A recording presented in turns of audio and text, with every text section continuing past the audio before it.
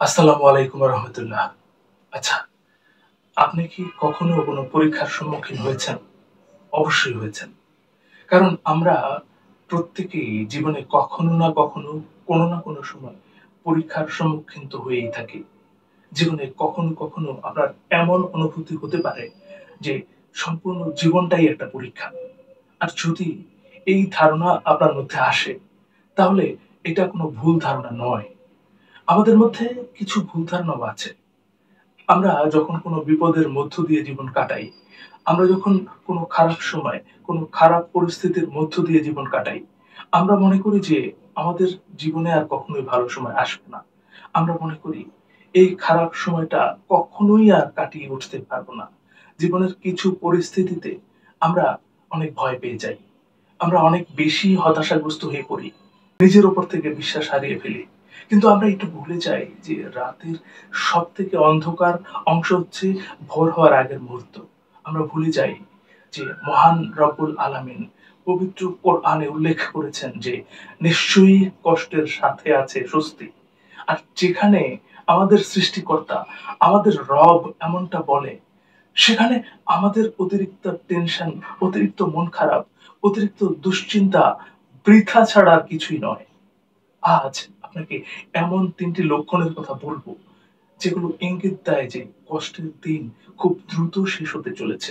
তবে তার আগে বলবো যে জীবনের পরিস্থিতি যেমনই হোক না কেন, রবের উপর বিশ্বাস রাখা, আল্লাহর উপর বিশ্বাস রাখা অত্যন্ত গুরুত্বপূর্ণ। আপনি যদি লজিক্যালি একটু ভাবার চেষ্টা করেন, তাহলে আমাদের সেখানেই বিশ্বাস রাখা উচিত, যেখানে বিশ্বাস রাখলে আমরা নিরাশ হব না। আর সেটা আপনার রব ছাড়া কেউ নয়। তবে চলুন জানা যাক এমন ৩টা লক্ষণ, যেগুলো ইঙ্গিত দেয় যে কষ্টের সমাপ্তি খুব বেশি দূরে নয়। একটা জিনিস আপনি খেয়াল করেছেন কিনা আমি জানি না। তবে আপনি যদি খেয়াল করেন তাহলে দেখবেন, স্বস্তি আসার ঠিক পূর্ব মুহূর্তে কষ্ট যেন চরমে পৌঁছে যায়। আর আমরা মনে করি এই কষ্ট শেষ হওয়ার নয়। কিন্তু প্রকৃতপক্ষে, প্রকৃত অর্থে এটি একটি লক্ষণ। এটি এমন একটি লক্ষণ যেটা ইঙ্গিত দেয় যে কষ্ট শেষ হতে চলেছে। মহান রব্বুল আলামিন পবিত্র কোরআনের মধ্যে আমাদেরকে স্পষ্ট বলে দিয়েছেন যে তিনি মৃত্যু এবং জীবনকে সৃষ্টি করেছেন আমাদেরকে পরীক্ষা করার জন্য। তাই আমরা যত বেশি স্বস্তির কাছাকাছি যাব, সংগ্রামটা ততটাই কঠিন হতে পারে। প্রসব বেদনায় কাতর একজন মায়ের কথা ভাবুন না। সবচেয়ে তীব্র যন্ত্রণার পরে একজন মা সন্তান লাভের সবচেয়ে আনন্দময় মুহূর্ত উপলব্ধি করতে পারেন। আসলে আমরা বোঝার চেষ্টা করি না। রাতের অন্ধকার এবং সকালের আলো তো আমাদের এটাই বোঝায়। সকালের আলোর মুখ দেখতে হলে রাতের অন্ধকার তো পার করতেই হবে। আর তার জন্য ধৈর্য ধরতে হবে। অবশ্যই ধৈর্য ধরতে হবে। প্রতিটা মুসলিম ভাই বোনেদের জীবনের কঠিন সময়গুলোতে ধৈর্য ধরাটা অনেক বেশি গুরুত্বপূর্ণ। কষ্ট সমাপ্তির সবথেকে বড় লক্ষণগুলোর মধ্যে একটি হলো যে আমরা রবের খুব কাছাকাছি অনুভব করব। আমরা আমাদের আল্লাহর খুব কাছাকাছি অনুভব করব। আমরা প্রায়ই রবকে স্মরণ করতে বাধ্য হব। আমরা প্রায়ই আমরা আমাদের আল্লাহকে স্মরণ করতে বাধ্য হব। তার শরণাপন্ন হতে বাধ্য হব। আপনি অবশ্যই শুনেছেন, নবী পাক সাল্লাল্লাহু আলাইহি সাল্লাম বলেছেন, যখন আল্লাহ পাক কাউকে ভালোবাসেন, তখন তিনি তাকে পরীক্ষা করেন। আপনার কষ্টগুলোর কিন্তু একটা ইঙ্গিত, একটা বার্তা আপনাকে দেয়। আপনাকে বলে, আপনাকে বোঝায় যে আল্লাহ আপনাকে অনেক বেশি ভালোবাসেন। আর সেই মুহূর্তে যদি আপনিও রবকে স্মরণ করেন, তাহলে রব খুশি হয়ে আপনার কষ্টগুলো দূর করে দেবেন। তাই কষ্ট দূর হওয়ার এটি একটি লক্ষণ যে আমাদের প্রায়ই রবের কথা স্মরণ হয়, আল্লাহর কথা স্মরণ হয়। যখনই আমরা বিপদে পড়ি, রবের শরণাপন্ন হতে বাধ্য হই। মাঝে, মাঝে মহান রব্বুল আলামিন আমাদেরকে কষ্টের মধ্যে ফেলেন, যাতে আমরা বিপথগামিতা বর্জন করে ওনার কাছেই ফিরে যাই। অনেক সময় আমাদেরকে জাহান্নামের ভয়াবহ কষ্ট থেকে রক্ষা করার জন্য দুনিয়াতে হালকা কষ্ট তিনি দিয়ে থাকেন। হালকা কষ্টের মধ্যে তিনি আমাদের ফেলে থাকেন। এটিকে আপনি খারাপভাবে নেয়ার চেষ্টা করবেন না।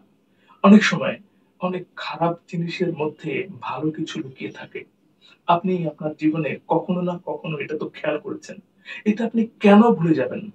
তিনিই আমাদের দুনিয়াতে কষ্টের মাধ্যমে জান্নাতে আমাদের মর্যাদা বৃদ্ধি করেন। অনেক নেগেটিভ জিনিসের মধ্যে অনেক পজিটিভ জিনিস থাকে, এটাকে আমরা অস্বীকার করতে পারবো। তবে এই দুটি লক্ষণের পরেও একটি সুন্দরতম লক্ষণ আছে। সব থেকে সুন্দরতম লক্ষণটি কি জানেন? আল্লাহ রাব্বুল আলামিন দ্বারা প্রদত্ত কষ্টগুলোকে আমরা সন্তুষ্টির সাথে গ্রহণ করব।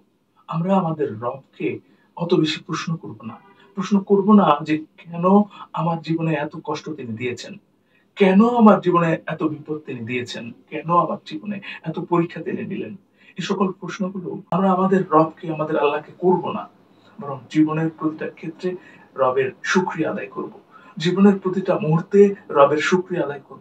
জীবনের প্রতিটা সময় রবের শুকরিয়া আদায় করব এবং বলব আলহামদুলিল্লাহ। এবং এই কাজটিকে শুধুমাত্র জিহ্বা দিয়ে উচ্চারণ করলে হবে না। এটির সাথে আমাদের অন্তরের এবং আমাদের কর্মের প্রতিফলন থাকতে হবে। আপনি কি জানেন নবী পাক সাল্লাল্লাহু আলাইহি সাল্লাম এই বিষয়ে কি বলেন? তিনি বলেন, মুমিন ব্যক্তিদের ব্যাপারটা আশ্চর্যজনক। যদি তাদের সাথে ভালো কিছু ঘটে তাহলে তারা আল্লাহর শুকরিয়া আদায় করে। নিশ্চয়ই এটি তাদের জন্য ভালো। আবার যখন ঠিক খারাপ কিছু ঘটে তখন তারা ধৈর্য ধারণ করে। আর এটিও তাদের জন্য ভালো। অর্থাৎ একজন মুমিন ব্যক্তি কখনোই আল্লাহর সন্তুষ্টি অর্জনে হেরে যায় না। তবে সন্তুষ্ট থাকার অর্থ এমনটা নয় যে আমরা কষ্ট অনুভব করব না। কষ্ট অনুভব অবশ্যই করব। কিন্তু জীবনের যেকোনো মুহূর্তে, যেকোনো কঠিন সময়ে অবশ্যই আল্লাহ পাকের উপর আস্থা রাখবো। অবশ্যই তার উপর বিশ্বাস রাখবো। অবশ্যই নিজের উপর বিশ্বাস রাখবো। আমরা এই বিশ্বাস রাখবো যে তিনি সর্বশ্রেষ্ঠ পরিকল্পনাকারী। তার পরিকল্পনার মধ্যে কোনো ত্রুটি থাকতে পারে না। হ্যাঁ, আমাদের দ্বারা ভুল হয়। আমরা অনেক সময় আমাদের জন্য যেটা ভালো সেটা আমার জন্য খারাপ মনে করি। এটা আমাদের ভুল। অবশ্যই এই ভুল আমরা করি। কিন্তু তার দ্বারা কোনো ভুল হওয়া সম্ভব নয়। কারণ তিনি সর্বশ্রেষ্ঠ পরিকল্পনাকারী। তিনি উত্তম পরিকল্পনাকারী। যখন এগুলো আমাদের জীবনে ঘটবে, আমাদের মধ্যে এমন কিছু পরিবর্তন আসবে, তখন বুঝে নিতে হবে যে এই কষ্টের সমাপ্তি হতে চলেছে। আমাদের এটা কখনোই ভুলে যাওয়া উচিত নয় যে কোনো কষ্টই চিরস্থায়ী নয়। এই পৃথিবীর পরীক্ষা ক্ষণস্থায়ী, কিন্তু ধৈর্যের পুরস্কার চিরস্থায়ী। কখনোই পবিত্র কোরআনের এই কথাটি ভুলে যাবেন না। কখনোই এটা ভুলে যাবেন না যে কষ্টের সাথেই আছে স্বস্তি। নিশ্চয়ই কষ্টের সাথে আছে স্বস্তি। আমরা আমাদের কষ্টের দিনগুলোতে অবশ্যই ধৈর্য ধারণ করব এবং বলবো আলহামদুলিল্লাহ। মহান রাব্বুল আলামিন আমাদের জীবনের সকল পরীক্ষায় উত্তীর্ণ হওয়ার তৌফিক দান করুন।